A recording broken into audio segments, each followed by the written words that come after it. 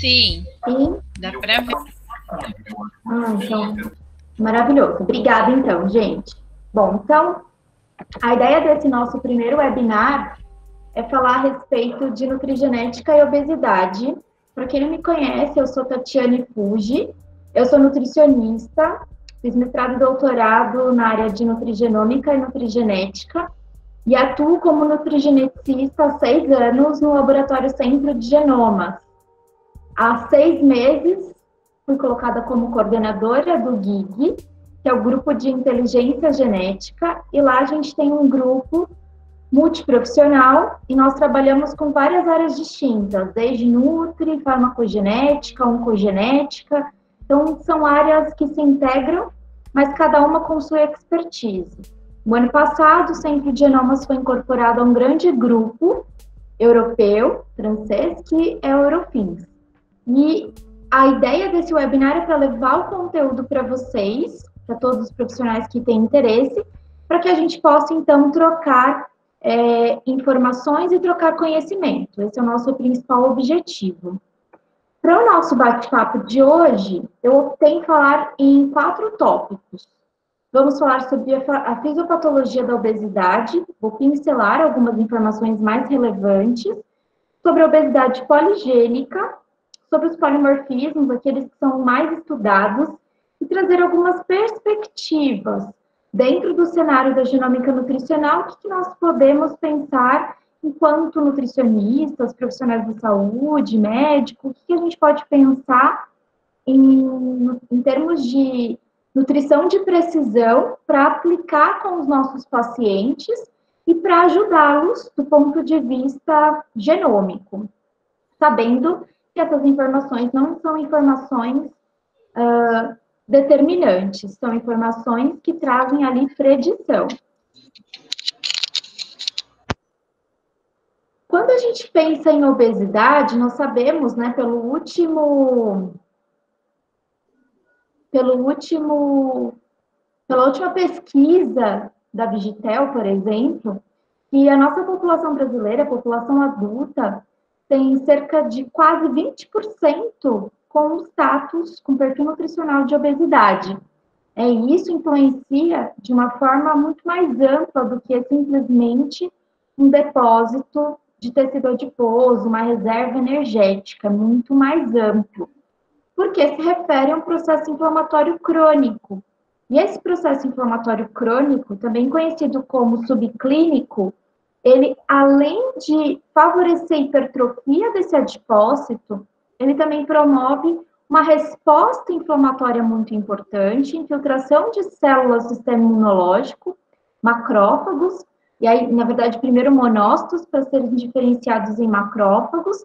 Então, a gente tem uma sinalização muito importante ali, e isso pode ser prejudicado quando a gente tem esse excesso, porque quando esse excesso ele acontece de forma crônica, nós temos a liberação de ácidos graxos na circulação, que nós chamamos de ácidos graxos livres, e isso também promove um estresse na célula. E aí cada célula vai responder de uma maneira.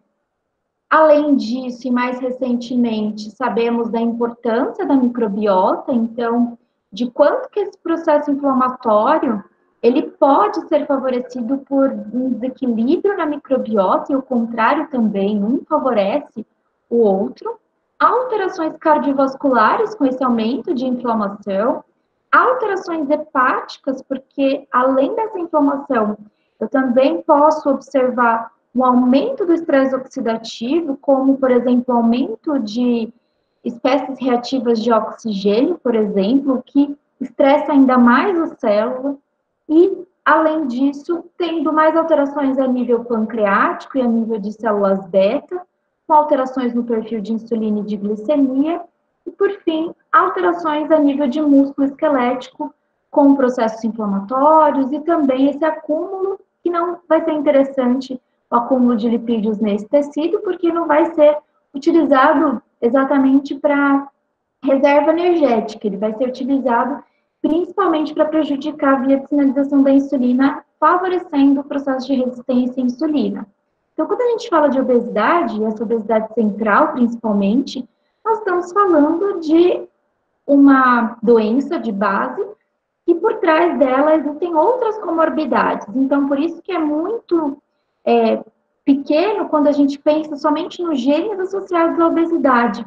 Quando nós temos um perfil amplo dentro da nutrigenética para trabalhar com alterações de resposta à inflamação ou alterações em relação ao perfil de estresse oxidativo, nós conseguimos ter uma visão muito mais ampla em relação a essa complexidade do processo inflamatório que envolve a obesidade, né? Então, é muito mais amplo do que simplesmente essa reserva energética. E é muito importante a gente mencionar que existe uma conversa, que existe um crosstalk entre os adipócitos e os macrófagos. Pensando aí nessa etiologia e de uma forma mais molecular, a gente sabe que o indivíduo que ele ganha peso e ele se torna um indivíduo obeso, ele se torna resistente à ação da insulina, e que, portanto, ele tem mais ativação de macrófagos M1, com aumento de citocinas, e aí, como a gente está falando do adipócito, a gente pode até mencionar adipocinas inflamatórias, como, por exemplo, TNF-alfa, interleucina 1 beta, interleucina 6, resistina, MCP1, que é a proteína quimiotática para monócitos, e ela vai ser muito importante, porque à medida que essa célula, ela aumenta de tamanho, ela tem essa hipertrofia, muitos monócitos vão começar a acumular nessa célula, né, ali para tentar para entrar nessa célula, e aí, então, para se diferenciar em macrófagos. E quem ajuda nessa maior sensibilidade são essas proteínas chamadas MCP1. Além disso, mais TNF-alfa e esses nefas, que são os ácidos graxos não esterificados, né, os ácidos graxos livres, que vão ali. Quando eu tenho um aumento desse adipócito, eles podem ser liberados na circulação e prejudicar cada vez mais a via da insulina. E uma via alternativa, por outro lado, quando o indivíduo ele tem uma sensibilidade à insulina normal, ou quando ele está num perfil eutrófico, né, magro, eu tenho a inversão de todas essas alterações e, portanto, uma predominância de macrófagos M2. Então, macrófagos M1, eles representam um aumento da resposta inflamatória, favorecendo a síntese dessas toxinas inflamatórias e, consequentemente, alterações no perfil de insulina. Já o macrófago M2 apresenta uma resposta inflamatória reduzida com redução de todas as outras alterações, né, de resistência à ação da insulina e também desses marcadores que são as citocinas pró-inflamatórias. Então, esse momento de comunicação ele vai ser muito importante, porque quando a gente pensa em nutrição molecular, em nutrição de precisão, muitas vias são importantes para o nosso entendimento. E dentro da genômica nutricional, nós estudamos muitas vias. Por isso que fazer esse entendimento da nutrigenética é muito mais amplo do que simplesmente ganhar peso, estar associado com fome e saciedade, porque na célula, várias outras informações estão acontecendo e ao mesmo tempo, de forma muito dinâmica. Então, por exemplo, quando eu tenho esse processo inflamatório aumentado, quando eu tenho, por exemplo, um processo de desbiose, que é muito comum no paciente obeso, ele pode favorecer a translocação bacteriana, por exemplo. E essa bactéria nociva que estava lá no intestino, pode ter na sua camada um composto chamado LPS. O LPS, que é um lipopolissacarídeo, nessa camada tem um lipídio saturado. Esse lipídio saturado pode ser muito bem reconhecido por receptores celulares chamados Toll-like, por exemplo, o Toll-like 4.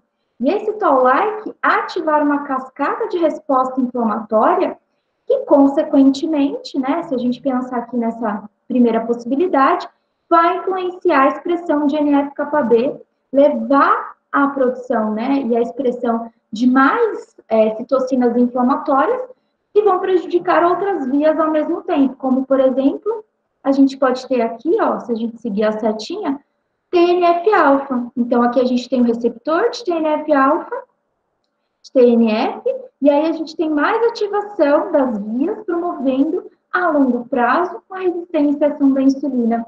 Então, uma única alteração promoveu alterações tanto a nível de macrófago ali, quanto a nível de adipócito mais hipertrofiado. Então, isso vai ser muito importante, porque essa comunicação nos mostra que o nosso entendimento de nutrigenética é muito mais amplo. Quando a gente observa esse paciente, não é só o perfil de obesidade que vai realmente decidir a minha conduta personalizada, mas vai ser todo o perfil que eu posso observar além da obesidade, é o risco cardiovascular que vai influenciar, é o processo de resistência à ação da insulina que vai influenciar, é a resposta inflamatória, a resposta ao estresse oxidativo. Então, nós ligamos essas pecinhas de um grande quebra-cabeça para, de fato, colocar tudo em prática na hora de proporcionar para o paciente o atendimento personalizado. E aí nós também conseguimos observar, né, nesse perfil aqui do slide, os RAGEs. Esses RAGEs são receptores de produtos da glicação avançada, que favorecem ainda mais o processo pró-oxidativo.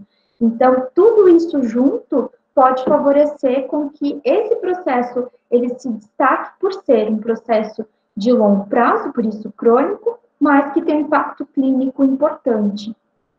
E essas alterações metabólicas, além de promover, né, se a gente pensar aqui no indivíduo com o aumento desse tecido adiposo, além de promover uma diminuição das adipocinas, seriam benéficas anti-inflamatórias e aumentar as adipocinas pró-inflamatórias, toda essa resposta também é muito mais exacerbada, que favorece para que alguns pesquisadores coloquem até a possibilidade de uma meta-inflamação.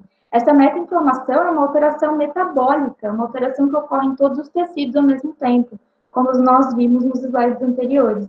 Então, são alterações que, novamente, não é só o tecido adiposo que está sofrendo com essas consequências de um ganho de peso ou hipertrofia de um adipócito, mas sim todo o organismo. E isso pode ser favorecido a longo prazo. Então, conforme eu tenho essa hipertrofia, eu também tenho maior chances de inflamação e maior chances de hipóxia. Ao passo que eu perco peso, eu aumento a sensibilidade à insulina. Então, de uma maneira mais resumida ainda, todos os tecidos, eles vão ter algum impacto. E aí, esse impacto vai depender do tempo, da duração que esse indivíduo ele teve durante essa reserva energética, vamos colocar assim, esse processo inflamatório, e também se esse indivíduo apresenta polimorfismos genéticos, porque nós sabemos que tudo isso acontece, mas para aqueles que apresentam polimorfismo genético, isso pode ter uma relevância a mais. Então, se eu sei que o meu paciente ele está acima do peso e ele tem como risco, né, todos esses processos mais exacerbados, na presença de um polimorfismo genético, ele pode ter um risco mais acentuado.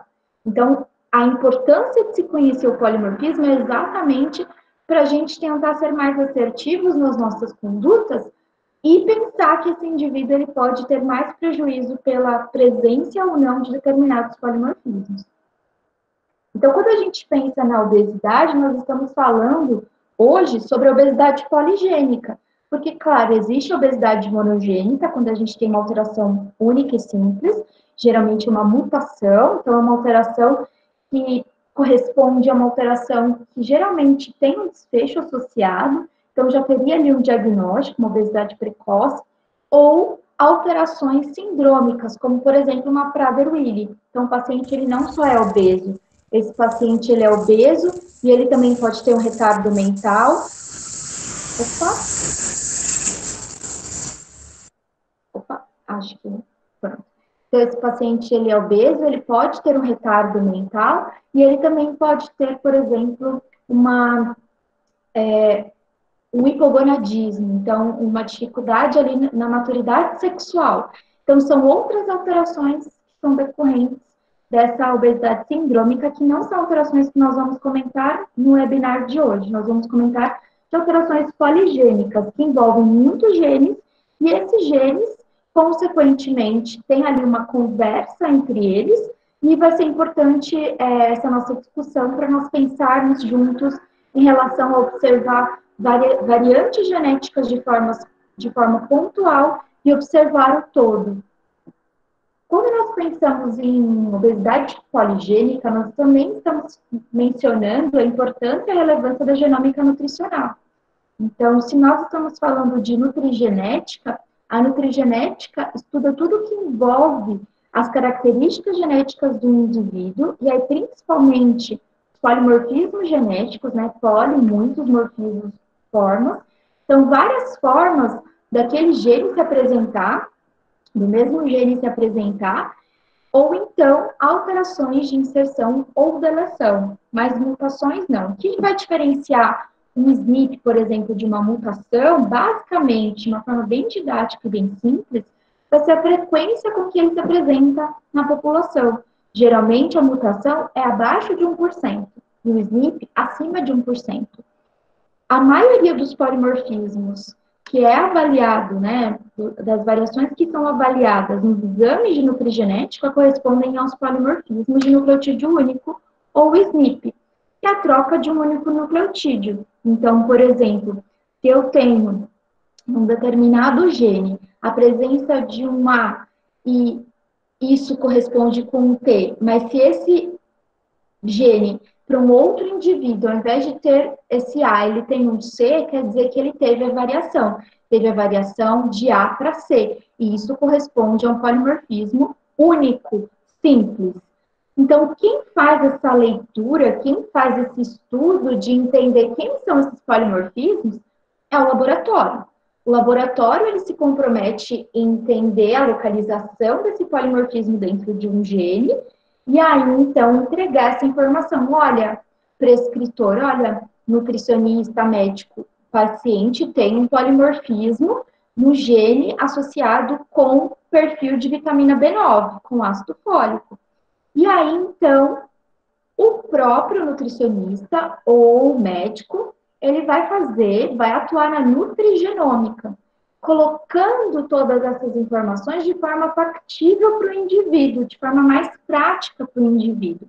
Então, a partir do momento em que ele sabe quais são os efeitos de um polimorfismo, ele pode, então, atuar mostrando para o indivíduo que vai ser mais interessante que ele tenha agora no plano alimentar, de forma em alimento ou de forma de suplementação, então ele vai mostrar para o indivíduo aquilo que vai ser melhor naquele momento, de acordo com o perfil clínico do indivíduo, de acordo com o perfil familiar e de acordo também com a rotina daquele indivíduo, de acordo com aquele momento atual do paciente. Então, isso vai ser muito importante e, além de ser individualizado, vai ser personalizado.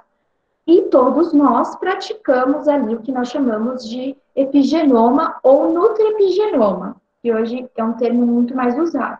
A nutriepigenoma, quando nós consideramos fatores ambientais também, aí a gente entra a dieta, pode entrar microbiota, sedentarismo ou excesso de atividade física, propriamente atividade física, tudo isso que vai influenciar em alterações no nosso genoma. Não necessariamente essas alterações, elas vão ter uma modificação no nosso genoma, muito pelo contrário, o EPI está além, então tudo que está além tem uma modificação extra, e essas modificações são modificações que são reversíveis, então de forma alguma, novamente, nós não estamos fechando um destino ou fechando um desfecho, nós só estamos mostrando riscos que podem acontecer para esse indivíduo.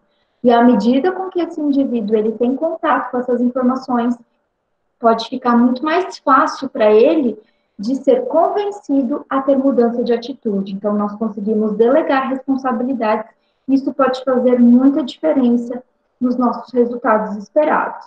Então, a nutrigenética, ela utiliza toda essa variação genética presente na população, corresponde entre 0,1% a 0,5%. Por quê? Porque nós temos ali uma semelhança entre 99,5% e 99,9%. Nós não somos semelhantes em 100%, e essas variações correspondem, por exemplo, à cor dos nossos olhos, à nossa estatura e à nossa predisposição para ter doenças crônicas como obesidade, por exemplo.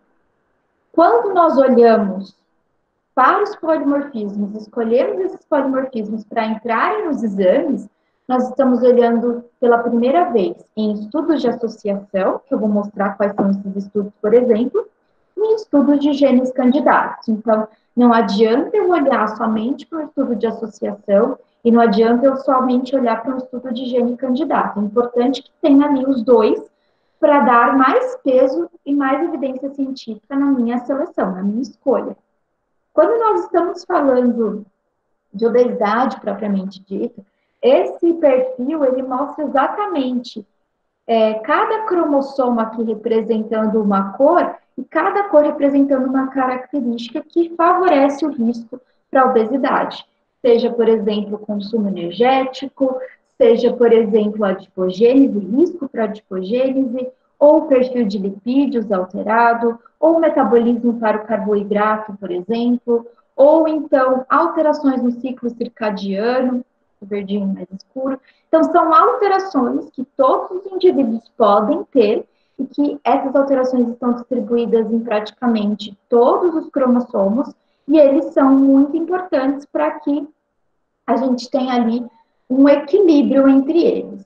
Não dá para a gente mencionar com um único estudo mostrando o peso genético de um único polimorfismo isolado. Por isso que a gente avalia vários polimorfismos ao mesmo tempo, para a gente entender como quanto que isso pode significar na vida daquele paciente, nas nossas condutas personalizadas. A partir do momento em que eu conheço essas informações, eu também consigo, então, ter mais segurança nas informações que eu vou passar para esse paciente. Um dos genes mais estudados que a gente ouve muito, né, é o FTO. O FTO, ele é o mais estudado, primeiro porque ele é muito frequente na nossa população. Quanto que é frequente? Frequente em mais de 40% da população tem pelo menos um alelo alterado, um alelo polimórfico. E é muito importante, quando a gente fala de nutrigenética, a gente está muito acostumado a estudar esses polimorfismos e o polimorfismo apresentar riscos, né? Então, a gente sempre fala assim, o alelo variante. E fica meio que embutido na nossa mente que o alelo variante é sempre de risco. E não é verdade. Existem outros polimorfismos que nós vamos observar nos outros webinars, que geralmente eles apresentam o efeito protetor.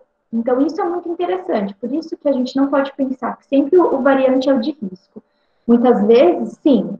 E como a gente estuda a maioria de risco, então ficou meio que um padrão de pensamento. Mas isso não é verdade absoluta, porque nós temos outros que favorecem uma proteção. Mas o FTO está localizado no cromossomo 16, é uma proteína nuclear, ele é expresso tanto no tecido adiposo quanto no núcleo arqueado, e ele pode ter efeito sobre outros genes, favorecendo, por exemplo, o estoque de lipídios no tecido adiposo, a oxidação de lipídios, e esse efeito termogênico, que é o efeito Browning, ter ali um risco acentuado, porque quando ele tem uma alteração, então aqui essa setinha como se fosse um bloqueio, né, uma diminuição, ele diminui também a atividade de outros genes, como por exemplo os irocóis, da família 3 e da família 5, que também tem um perfil ali associado com esse efeito Browning, assim como as UCPs tão conhecidas. Então vejam que quando eu tenho uma alteração nesse FTO, indiretamente eu posso ter outras alterações. E esse FTO, ele tem um perfil muito interessante, porque ele tem um efeito que a gente chama de pleiotrópico. É um efeito que pode favorecer outras alterações em outros genes. E eu vou mostrar mais a seguir. O primeiro estudo com o FTO, na literatura, foi esse de 2007, um estudo bem antigo, mas foi um estudo que avaliou a predisposição de aumento de MC tanto em crianças quanto em adultos. Então, o principal polimorfismo que eles avaliaram foi esse RS 9939609, e isso é muito importante. Quem já estuda nutrigenética há um tempo já sabe conhecer o RS. O que é o RS? O RS é a referência do polimorfismo, referência do SNP, como se fosse o nosso RG. Eu posso ter várias Tatianas, mas só uma vai ter o RG naquela sequência. Eu posso ter várias outras pessoas com o mesmo nome, mas só uma vai ter aquele RG naquela sequência.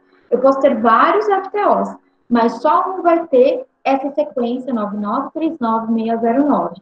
E isso é muito importante por quê? Porque de acordo com o RS, eu sei qual é o mais frequente numa população que não é tão frequente na outra. Por exemplo, esse em especial é muito frequente na nossa população brasileira e na população europeia, mas não é tão frequente na população asiática. E aí a gente já começa com algumas limitações quando a gente olha para a população brasileira, porque nós somos muito miscigenados. E alguns estudos sugerem que nós somos muito parecidos com a população europeia. Então, nós olhamos bastante os estudos com a população europeia. Tá? Claro que o mundo perfeito seria a gente ter os nossos próprios estudos. Quando a gente pensa em FTO, esse é um estudo clássico, ele avaliou, é um GWAS, GWAS é um estudo amplo do genoma, ele avaliou quase 250 mil indivíduos, associados com aumento do IMC. Como são estudos populacionais, estudos epidemiológicos, os pesquisadores, eles não fazem percentual de gordura, né? E aí tem uma outra limitação. Muitos pesquisadores acabam tendo essa discussão. Mas o rigor estatístico para fazer esses testes, né? Para fazer esse tipo de levantamento é muito grande. Então, por exemplo, que a gente está acostumado a ver na nossa estatística P menor ou igual a 0,05, eles trabalham com P infinitamente menor, para realmente mostrar, olha, se teve estatística, teve realmente uma alteração muito relevante. E aí, quando a gente olha aqui nesse gráfico no Manhattan Plot, esse cinza corresponde à média, né, da expressão desses genes. O FTO, ele sempre se destaca. E isso é replicado em outros estudos. Aqui é uma população europeia com outros estudos. Isso é sempre muito replicado. Então, quando eu falei para vocês que a nutrigenética, nós do laboratório, quando a gente seleciona um gene, a gente vai para esses estudos de GWAS, exatamente isso. Olha, o FTO ele teve um efeito aqui interessante. Então, por que a gente não pega esse polimorfismo? Vamos na literatura observar se tem estudos de intervenção para saber se realmente ele teve alguma diferença. E aí o que eu comentei com vocês, vários polimorfismos existem para o mesmo gene. Então, aqui, por exemplo, o FTO, que está localizado no cromossomo 16, a gente tem vários polimorfismos, mas cada um pode estar associado com uma maior frequência em etnias distintas. Então, por isso que eu não posso considerar um estudo que foi feito com a população chinesa, população asiática, indiana, porque a gente tem estudos também com eles, ou a população africana, e dizer que isso é verdade para a gente, porque nem sempre vai ser. E na maioria das vezes não é verdade. O que a gente pode fazer é sempre observar, claro, esses estudos com bastante atenção e saber que existe essa limitação. Claro que seria muito interessante a gente ter esse perfil de ancestralidade, mas mesmo assim, se eu tiver, eu vou ter um percentual para população asiática, um percentual para outra etnia, um percentual, e aí eu não conseguiria saber, de fato, por onde ir. E aí ficaria um trabalho em que eu teria que olhar sempre para essa ancestralidade para ter que mensurar as minhas condutas. Então, nós olhamos principalmente para a população europeia, e aí a gente tem alguns estudos interessantes, como essa meta-análise de GWAS, com 60 estudos, mais de 180 mil pacientes europeus. Os modelos foram ajustados por IMC e razão cintura-quadril, em que mostraram que os carreadores dos alelos de risco, então, para o FTO, foi aquele RS que eu comentei, 9939609. Então, se eles têm alelos de risco, então eu sei que o alelo de risco, a alteração é de T para A. Então, quem tem AT ou é AA, pode ter risco para obesidade. Mas se eles forem fisicamente ativos, eles têm uma redução de 30% nos efeitos da presença do polimorfismo. Então, isso foi muito interessante. E aí gerou uma necessidade de ter mais estudos. Esse foi um estudo feito pelo trial, né, um clinical trial chamado Food for Me, que é europeu também. Ele tem pacientes de 7 países europeus com o mesmo RS, então isso é muito importante de observar. E o que eles fizeram? Eles estratificaram, tanto para peso, para IMC, quanto para circunferência da cintura, eles estratificaram de acordo com os genótipos. Então, TT, TA, TA ou AT, mesma coisa. E AA.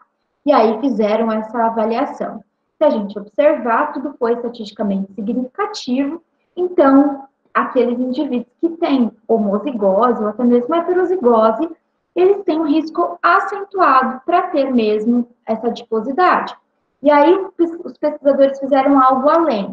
Eles observaram que para cada alelo de risco, eles teriam, por exemplo, 1,9 quilos de peso corporal, 0,54 para o IMC e 1 centímetro, por exemplo, para a circunferência da cintura. Ok, mas isso tem algum impacto se esse indivíduo for de fato ativo? Se ele for fisicamente ativo? E aí, o que eles observaram? Eles observaram que, por exemplo, os indivíduos AA começavam a ter diminuição do peso corporal quando eles faziam uma atividade acima de 300 minutos. E isso foi tanto para o IMC quanto para a circunferência da cintura. Então, eles até sugeriram uma mudança nessa indicação de atividade física. Se vocês conhecem os nossos exames, vocês vão ver que a gente coloca lá, paciente verdinho, recomendação da Organização Mundial da Saúde, né? Quanto? 150 minutos semanais. Paciente amarelinho, que seria o heterozigoto, 150 a 300 minutos. Paciente vermelhinho, homozigoto, acima de 300 minutos. Exatamente voltando para esse estudo aqui. Então, ele foi um estudo bem interessante e esse estudo, ele continua. Um outro estudo, para exemplificar que não é mérito só dos adultos, então esse estudo foi bem interessante. A gente tem outras coortes também, outros estudos clínicos, o Helena, por exemplo, que é um trial bem conhecido, que trabalha com crianças e adolescentes, mas esse, que avaliou 172 crianças de 9, 10 anos, o que eles fizeram? Eles pegaram essas crianças eles almoçaram, né, fizeram uma refeição padrão de 450 calorias aproximadamente, e colocaram essas crianças expostas à TV durante 34 minutos, passando ali aos desenhos e também publicações de alimentos, né? E deixaram lá alguns snacks à vontade para essas crianças comerem numa sala. No final do estudo, eles fizeram a genotipagem das crianças e observaram que os indivíduos, né, as crianças homozigotas, ou seja, AA, para esse mesmo polimorfismo, tinham consumido quase 50 calorias a mais desses snacks. Então, almoçaram, mas mesmo assim ficaram beliscando ali o snack. Então, para mostrar que tem um efeito importante, inclusive, no comportamento. Por quê? Porque hoje a gente sabe que o FTO, ele pode estar associado com o perfil de grelina. E a grelina, aquele neuropeptídeo que aumenta a sensação de fome. Então, aquele indivíduo que ele não consegue entender que ele já está associado, ele sente aquela fome e ele vai buscar mais alimentos gordurosos, por isso que eles colocaram os snacks. Então, a ideia, e aí tem outros estudos europeus que complementam essa ideia, é que eles realmente consomem muito mais alimentos com maior fonte de gordura e gordura saturada. Por isso que a gente sempre pede para reduzir esse consumo de gordura saturada. E aqui é o efeito pleiotrópico do FTO. Então, esse FTO, por exemplo, olha aqui, ele está bem aqui, né, no centro de tudo, mas olha o tanto de genes, né, que ele pode influenciar. Gente, ele pode influenciar muitos outros genes. E genes também que hoje a gente já tem ali outras atualizações para mostrar que realmente ele pode influenciar. Só que entre poder influenciar e, de fato, influenciar, existe uma distância grande, porque eu posso até sugerir que tem essa influência, mas eu só saberia, de fato, se eu tivesse a avaliação do genótipo e a avaliação da expressão gênica, por exemplo. Então, nós sugerimos que pode influenciar e, portanto, tem um impacto indireto. Então, isso pode acontecer. Um outro gene muito estudado dentro da nutrigenética e obesidade é o MC4R, o receptor de melanocortina, que já está localizado no cromossomo 18, expresso no tecido adiposo, no músculo, no cérebro e no hipotálamo. Possui uma regulação importante no apetite, no gasto energético. Então, nesse núcleo arqueado lá no hipotálamo, ele faz a regulação do balanço energético. e ele tem efeito sobre neuropeptídeos, tanto orexígenos quanto anorexígenos. Então, isso vai depender da presença ou não do polimorfismo, da variação. Então, esses dois genes que nós estamos estudando, a presença de um polimorfismo pode, sim, favorecer o ganho de peso. E aí vai ser muito importante, quando a gente olhar para esses estudos, observar a frequência do alelo de risco. Como por exemplo, nesse DWOS, de 10 populações diferentes, tendo ali 60 mil indivíduos, o MEF, que é o minor, que é a frequência menor do alelo, né? Então, de T para C, geralmente, o C, ele corresponde ao alelo alterado ou variante, então nós estamos falando dele, 34%. E ele tem um efeito sobre, por exemplo, o IMC de 0,22. Lá no FTO a gente viu 0,51. E esse outro RS, então de G para A, o A, eu sei que é o alelo variante, que é o minor, então tem 30%. Tem um peso ali de 0,15 em relação ao IMC. Cada um vai ter uma história, cada um vai ter uma influência. E aí, olha esse estudo que interessante, um estudo feito com outro RS, mas para mostrar exatamente, é um outro trial, que é o Pounds Loss Trial. Então, a gente viu o Food for Me, e esse é um outro, mostrando o seguinte, eles fizeram 4 composições de dieta, em relação a macronutrientes, carboidratos, lipídios e proteínas. E eles queriam observar se os indivíduos que consumiam mais proteínas, por exemplo, da dieta 2 e da dieta 4, novamente, eles não fizeram por gramas por quilo de peso, porque são estudos populacionais, fizeram em percentuais. Tá? Eles queriam observar se esses indivíduos teriam uma maior chance de ter mais saciedade. E aí eles foram conferir. Aqui são as características da população, né? Então, esses indivíduos com menor teor de proteínas, aqui eles começaram a observar alterações que não batiam muito com a literatura, porque se a gente observar aqui, tanto na mudança, né, o score de apetite, então eles respondiam um questionário dizendo, olha, eu estou com mais saciedade, menos saciedade, com mais fome, com menos fome, e o craving, que é aquela sensação de chegar em casa, não ter nada pronto, e eu atacar primeiro o alimento que eu ver pela minha frente, sem pensar muito na qualidade nutricional. E aí eles começaram a observar que essas dietas ricas em proteínas, né, pensando só no perfil proteico, elas não faziam muita diferença em relação a esse score de apetite ou ao tal do craving. Então, na verdade, é muito mais do que macronutrientes. Então, se a gente voltar lá, então, pensando nas dietas com maior teor de proteína, são as 2 e a 4, elas têm percentuais distintos, por exemplo, ele não falou qual que era, 2 ou a 4, ele juntou tudo, de lipídios e de carboidratos diferentes, que quando eu, Nutri, estou ali com o meu paciente, eu posso até trabalhar com 25% de proteína. Mas quanto que eu vou colocar de carboidrato, de repente é um outro gene que está mais associado, como, por exemplo, o ADRB2, ou o MC4R, mas uma outra variante.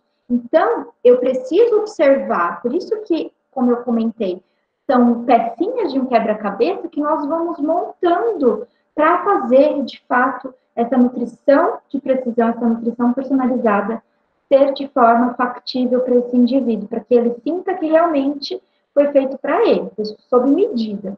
Então, por isso que somente pensar em distribuição de macro não tem aquela resposta que a gente espera sempre.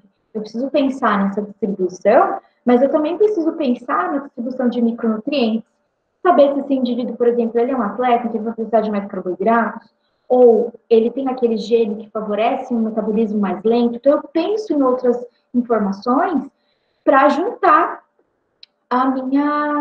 meu entendimento. Um outro gene que também é muito observado, né, nos estudos e nos nossos exames é o PIPAR, que é localizado no cromossomo 22. A gente tem 4 isoformas, alfa, beta, gama e delta, são receptores nucleares. Eles foram muito conhecidos por conta de uso de um medicamento hipoglicemiante, CZDs, envolvido na proliferação e na diferenciação celular. Então, o PIPAR ele é muito interessante, principalmente em relação à redução da resposta inflamatória. O PIPAR ele tem uma região específica lá no núcleo da célula, e é uma região, se a gente pensar aqui nessa figura, ela tem conflito físico com o NF-κB. Então, quanto mais PIPAR ligado nessa região, menos NF-κB ligado. E aí, quando a gente pensa lá naqueles primeiros slides, falando sobre a fisiopatologia da obesidade, aumentando o processo inflamatório, eu entendo, quanto mais eu conseguir modular essa informação, mais PIPAR eu consigo ter ativado. E isso é muito interessante. E aí, quando a gente pensa, por exemplo, né, em todas essas alterações, aqui é um estudo que colocou o PIPAR como principal candidato aqui. Mas não só isso, ela colocou, é um estudo feito com a população brasileira, tá? Pacientes obesos que foram submetidos à cirurgia bariátrica. Além do PIPAR, os pesquisadores colocaram a DRB3, o CP1, CP2, GNAS e GNB3. Então, foram 2, 4, 6, 7 polimorfismos. 7 polimorfismos para montar um score genético. E nesse score genético, eles conseguiram observar aqueles indivíduos, aqui é o GPS, que é o Genetic Polymorphism Score, então é um risco genético, né, predisposition, e o que eles colocaram? Aqueles que têm menor que 5 e mais do que 5 alelos. Essa é uma representação muito interessante para a gente ter como perspectiva. Juntar mais polimorfismos e trabalhar com esse GPS ou GRS, porque são intenções de agrupar polimorfismos e pensar, olha, aquele indivíduo que tem maior número de variantes, ele, portanto, pode ter um risco acentuado em relação ao perfil de triacilgliceróis, em relação ao perfil de glicemia, em relação ao perfil de colesterol, ou em relação ao perfil de HDL. Então, eles fizeram esse perfil exatamente para ver a resposta metabólica desses indivíduos. E foi uma estratégia muito interessante das pesquisadoras, porque elas queriam saber, e é uma pergunta que todo mundo se faz, né? Se eu submeter esses indivíduos à cirurgia bariátrica, eles vão perder peso e vão ter a perda de peso? E isso não acontece para todo mundo. Por quê? Porque geneticamente eles podem ser mais predispostos a ter outras alterações metabólicas. E esse foi um estudo muito interessante feito pelo grupo da USP de Ribeirão e que trouxe algumas perspectivas nesse sentido. E o último gene que eu queria comentar com vocês é o CLOCK, que é um regulador do ciclo circadiano, localizado no cromossomo 4, tem um papel central na regulação do ciclo circadiano, e os polimorfismos podem envolver mudanças no comportamento e riscos metabólicos como obesidade e síndrome metabólica. Hoje nós já conhecemos bastante de cronobiologia, e aí um termo muito interessante publicado em 2016, que é o chronobesity, o quanto que esse ciclo circadiano envolve não somente lá no ciclo central, né, lá no hipotálamo, mas principalmente nos ciclos periféricos, lá no intestino, no fígado, a nível de pulmão, né, a nível de tecido adiposo. Então, todos esses outros tecidos podem ser influenciados por essas alterações pontuais. Claro que não é somente um clock que influencia, são vários outros genes também. Mas o fato é que, quando eu conheço essa informação, aquilo que o meu paciente ele consome também pode otimizar o status de saúde ou favorecer o status de alteração metabólica. Tudo isso junto pode influenciar, existe uma interação nessa regulação gênica. E essas alterações, elas podem favorecer as respostas dos indivíduos. Então, por isso que tem pessoas que respondem muito bem, consumindo de 2 a 3 refeições por dia, e outras não têm tantas boas respostas, consumindo mais do que 6 refeições por dia. Esse ciclo circadiano ele influencia, outros genes também influenciam. Tem um estudo feito pelo grupo do professor Ordovas. O professor Ordovas, ele é uma das principais referências quando a gente fala de nutrigenética, e ele trabalha bastante com lipídios. Mas eles fizeram um estudo com um gene chamado PLIN, uma perilipina. A perilipina ela tem a capacidade de fazer a regulação na entrada e saída de triacilgliceróis no tecido adiposo, em cada adipócito. E eles fizeram um estudo mostrando que quem tem determinado polimorfismo, quando tem um consumo de uma grande refeição como o almoço, depois das 3 da tarde, antes das 6 da tarde, né, e aqui ele até coloca, 3 da tarde, parece que foi muito diferente em relação a ganho de peso. Então, isso foi muito importante Claro que foi um único estudo, claro que foi uma população que não foi uma população de 200 mil indivíduos, mas já traz algumas possibilidades de estratégias para a gente fazer algumas replicações com a nossa população também. A ideia que eu queria trazer para vocês, então, é que existe uma interação entre a obesidade e os polimorfismos, por isso que é multifatorial e é poligênico. Então, não é somente o FTO. Não adianta o indivíduo falar assim, eu tenho alteração no FTO. Isso não é o suficiente. Eu preciso entender essa alteração e eu preciso envolver outras alterações, porque é o conjunto de todas elas que vai montar o meu raciocínio para trabalhar com a nutrição personalizada.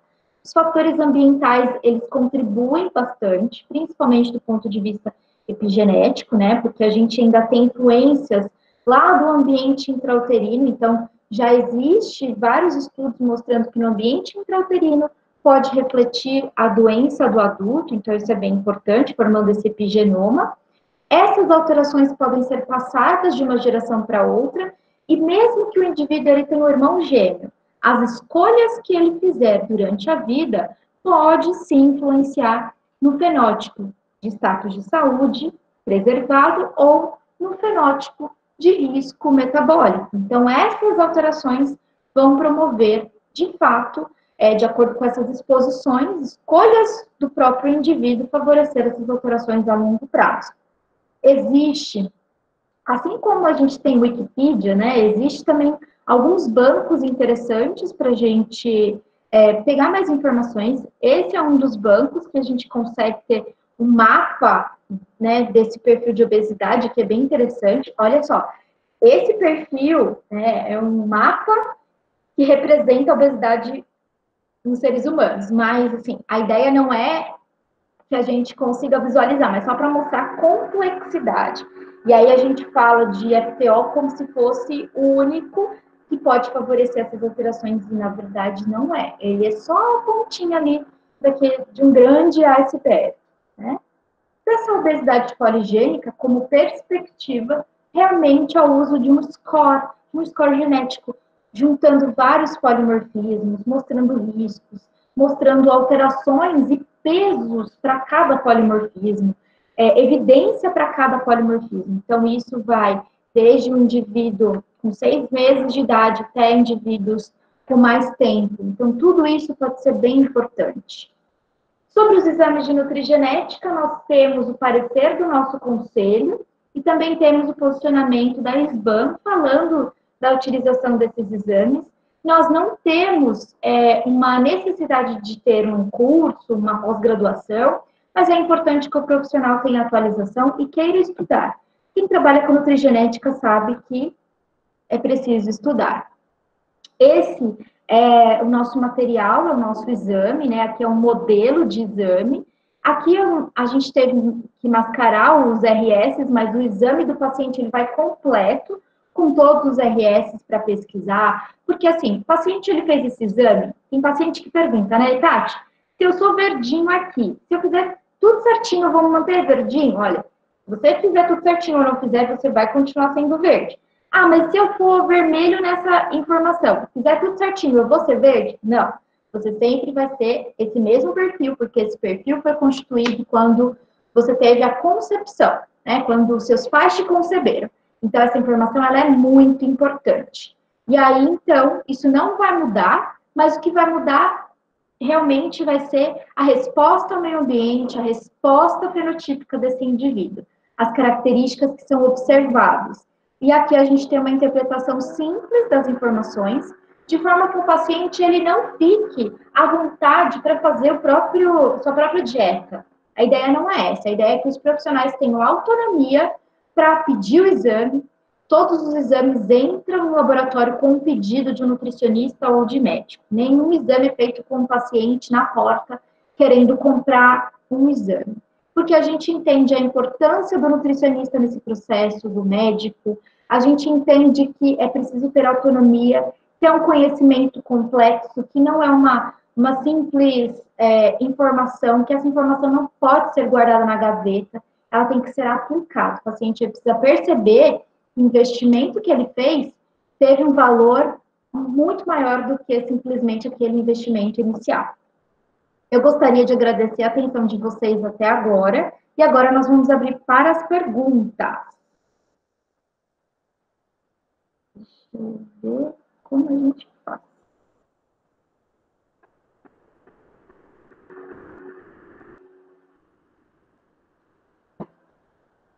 Firmes e fortes. Alguém quer perguntar? Tatiane, Oi. é o Mozart. Tudo bem, Mozart? Tudo bom, Tati. Boa apresentação, viu? Bem interessante. Obrigada. Eu, na verdade, não sou nutricionista, eu sou biólogo, Uhum. mas estou muito interessado aí, já andei conversando até com o pessoal aí do Centro de Genomas aí. Uhum. Eu queria só fazer uma pergunta, duas perguntas, na verdade. Em relação ao GPS, né, você mostrou aí até o exame do Centro de Genomas, o exame que vocês usam. Não deu para eu ver ali, mas quantos SNPs tem ali do lado ali? Quantos mapeia ali? 24 ou 25 polimorfismos. 24 ou 25. Isso. E na tua experiência, inclusive, como varia muito a informação para ser usada, por exemplo, para um atleta, né, o número de SNPs que usa para coisa, e se você comparar com uma pessoa que já está obesa, ou até mesmo com uma criança que a gente está vendo ali que seria legal ver a dieta, como que... Ou não, não tem jeito, para todo mundo eu tenho que usar todos e olhar todos, é assim mesmo. O mais importante, como esses polimorfismos eles são bem comuns na população, independente se o indivíduo ele é atleta ou se é uma criança, um adolescente, eles sempre são bem comuns de aparecer. Eu não consigo, por exemplo, selecionar, olha, para o atleta eu vou avaliar só o FTO e o MC4R, por exemplo. Eu teria que avaliar tudo para eu entender também como funciona esse metabolismo desse indivíduo. Porque, por exemplo, eu já peguei atletas olímpicos, que elas são magras, e aí na hora que eu fui olhar para o exame, eu falei, não acredito. Quanta variação genética para a obesidade que tem. A própria atleta falou assim, não estou acreditando. E eu falei, exatamente. E tudo isso por quê? Porque eles não são mandatórios. E aí, quando a gente vai olhar para outra informação, tem um outro perfil de estresse oxidativo, você vê que é um perfil de estresse oxidativo com poucas variações. Então, a gente não sabe dizer hoje, é muito incipiente se eu falar, que ter um perfil de estresse oxidativo com poucas alterações, de uma certa forma, poderia proteger esse excesso de peso ou perfil inflamatório alterado, mas é algo muito frequente que nós observamos, sim. Isso é muito frequente, tá? Mas por isso que é importante, a gente avalia tudo para, de fato, entender ali qual seria a melhor estratégia nutricional. E só mais uma pergunta, depois eu deixo o resto do pessoal perguntar. Em termos de epigenética, vocês chegam... Esse aí vocês trabalham só os SNPs. Algum desses SNPs sofre influência de epigenética ou não? A maioria sofre influência. A maioria, tá? Principalmente o perfil das vitaminas de complexo B. B9, B6, B12, betaína, elas sofrem muitas influências. Tá joia. Obrigado. Obrigada. Mais alguém quer perguntar? A Sinara já tá craque.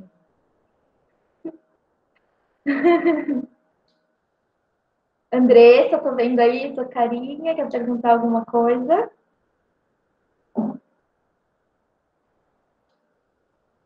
Mas, de qualquer forma, o meu e-mail ficou, não sei se vocês conseguiram anotar, mas nós estamos à disposição também, se ficou alguma dúvida, se lembrar de alguma informação depois, se quiser os artigos também, eu posso compartilhar, não tem problema, tá?